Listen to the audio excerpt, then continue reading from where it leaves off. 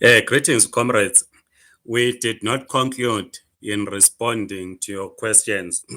I think that first video that we did when on this platform, we went to about 27 minutes and we thought it was getting longer. This is why we did not complete your questions. So we continue discussing the Zimbabwean elections and we are looking based on the questions that we were discussing a few days ago, whether does SADC have power to order a rerun of the Zimbabwean elections? We said that we do not think so, but you might be holding a different view and want to hear your view. But knowing SADC and that is Zimbabwe, like any nation, is a sovereign state, we do not think it is possible. But we hope that someone might bring something different from what we have. Comrade Nalisa asked, when are you writing your story as politician, biography or book? I'm not a politician. I'm not a politician. I'm a revolutionary. I will write, but I don't think now. Maybe after 5 years, if I'll still be around. I think there are a lot of things that we need to get in the mass of the people, particularly the working class and the peasantry. But I am not expecting to write a book about what I've done anytime soon. Comrade Patisa Brezhnev Gandebele says, Mamuka Jini leadership. Mamuka Jini is in Kalanga, if you do not know Kalanga. Says, why are you not contesting in Zimbabwean elections? We've clarified this, Comrade Patisa Brezhnev Gandebele, that the second Congress, the second ZCP Congress, is going to give clarity to this question. We're not ready in 2018. We're not ready in 2023. We hope that the second Congress then is going to give clarity on what role we should play in the 2028 elections. As we answer these questions, you are free to write some questions in the comment section so that we assist you. Comrade Nkoli Singh writes, are we going to see an election rerun in Zimbabwe? We do not think so. Like we're trying to clarify in the last video, that in our view, what is best is that, because first we all agree that elections, 2023 elections, did not meet the basic minimum requirements as per the SADC guidelines on holding democratic elections. We all agree across the board. I don't think there's a dispute in that. We all agree that the Zimbabwe Electoral Commission was not up to standard, and we know why. We said we're in a deep state. We saw and we know that the commissioners themselves are either sons, daughters, or relatives of ZANU PF politicians, and we can't expect them to announce a different result, which is not a ZANU PF win. It will not happen. And we are saying that for us to correct all this, what we might call mistakes, we need a government of national unity, so that we work together as Zimbabweans in ensuring that we hold the next elections, which in a free and a fair environment, elections that meet the minimum standards. But if we will not have the government of national unity, we do not think that, we think that we are going to be back in 2023. In 2028, we'll be raising these same issues that we are raising now. Now we can then discuss to say who should constitute this government of national union, a member of parliament first. So there are two parties that are represented in parliament. Then the president, in terms of the constitution, has a right, I think it's about 5 members, to appoint 5 members outside the parliament who can be in the cabinet. And we know already that there are the two vice presidents are not in parliament. So if it is 5, you're already left with a slot of 3, unless, of course, there's a constitutional amendment, which the SADC facilitation negotiations achieved in 2018. Comrade Batsirai Mangauninze says, hi, Sir Mapena. I don't think there will be any changes. Let's just wait for 2028. It's over. President ED, Vice President, MPs, and councillors are already sworn in. Listen to ZANU PF members like Charamba and Chinamasa. I share your same sentiments. So this is why we're saying that part of the initiative that we are told is being done by Citizens Coalition for Change, Triple C, is that they must make it as a key demand to say, let's have a facilitated dialogue in Zimbabwe, dialogue facilitated by SADC to bring the main two political movements around the table, negotiate an inclusive government. Comrade Harold Mhlanga writes, when are you going to start your own political party? I will never form my party. I will never form a party, because if I form a party, it will be my party. But it's important to point out that I belong to the Zimbabwe Communist Party, which at the moment I have the pleasure of leading as the General Secretary. The Zimbabwe Communist Party is not my party. I happen to be fortunate at this critical point in leading the Zimbabwe Communist Party, but it is not my party. So if the question was in the context of understanding whether I belong to any political party, indeed I belong to the Zimbabwe Communist Party, which its second Congress is due next year. And we are beginning to discuss, make necessary preparations for the 2024 Congress, second Congress, which amongst others will speak about the question of 2028 elections, on what should be the attitude of communists in Zimbabwe. Comrade Edmond Mufambi writes, but as a result of Berlin Conference, why as Africans still need passport to move around in Africa? In East Africa, they've done away with the passports. You just need your national ID or something that can identify you as a national ID to move from Uganda to Kenya, for an example.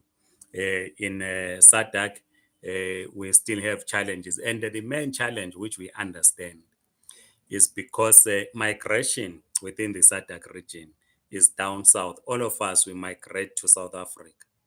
If South Africa were to open its borders today without industrializing the entire SADC region, everyone will simply flock to South Africa. So it's a debate that we should have in the context of how do we rebuild economies in the rest of the SADC region, so that we do not flock down south, but we can spread. There's nothing wrong with a South African going to stay in Lilongwe, and person from Botswana going to stay in Maputo if they feel like relocating. But currently, we do not think we can win this debate. But it's important for us to continue to engage in this. This is why, as the Zimbabwe Communist Party, we talk of reunion agenda. And the reunion agenda argues, or we argue in the reunion agenda, that where the boundaries, these borders split families, how then do we unite these families? But as I'm saying, it's not an easy discussion, because at the center is the question of migration. Sipokas Mazlankata Moyo writes, is there any hope for people who applied for sponsored visa? It seems most people who applied haven't received them. Some have received them, particularly those that applied in 2021, 2022. They have received them. There are others who are yet to receive them. We continue to collect data assisting those that it did not receive. I lost a message where some messages where comrades were writing that they are receiving their Wi-Fi's.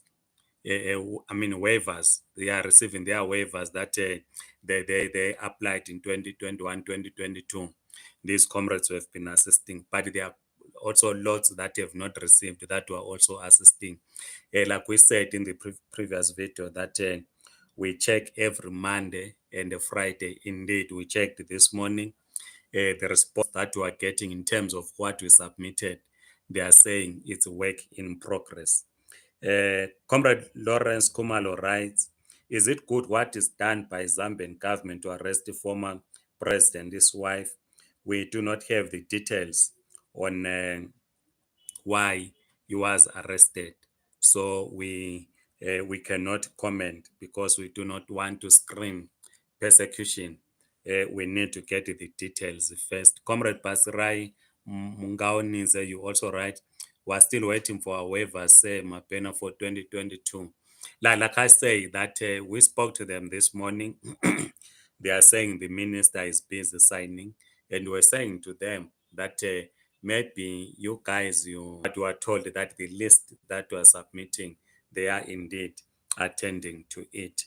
Comrade Betumus Abraham Mgoni, you wrote something which I cannot read because if I read it, I will be sharing.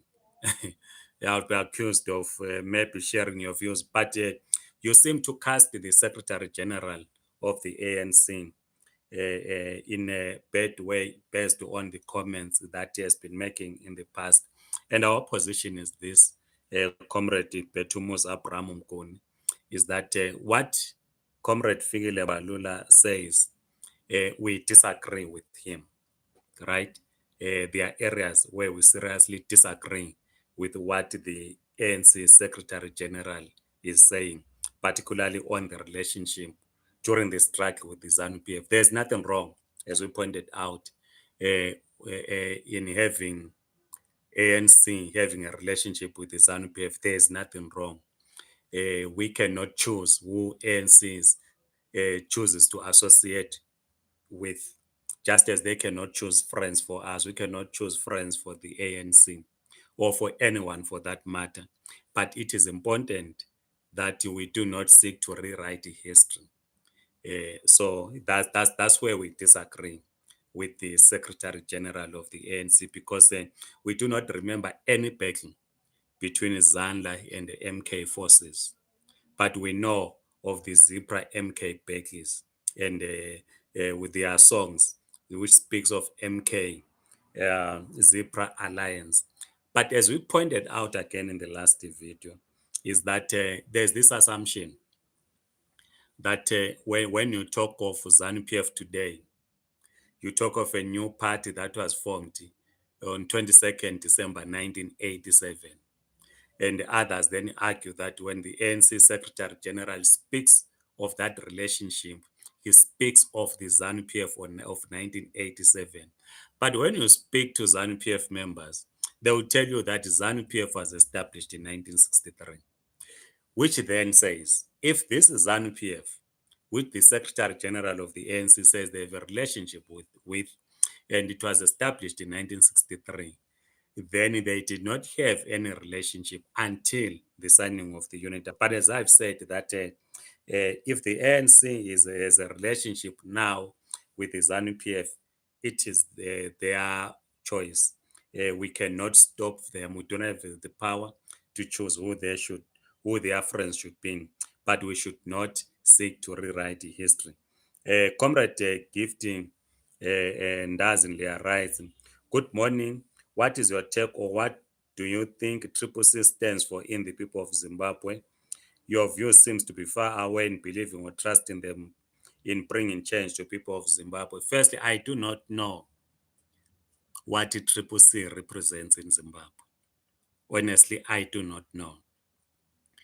I knew what the movement for democratic change represented in Zimbabwe, because the movement for democratic for change MDC was was born out of the wide consultation inside Zimbabwe, which resulted in the convening of a National Working People's Convention, which adopted key resolutions, right?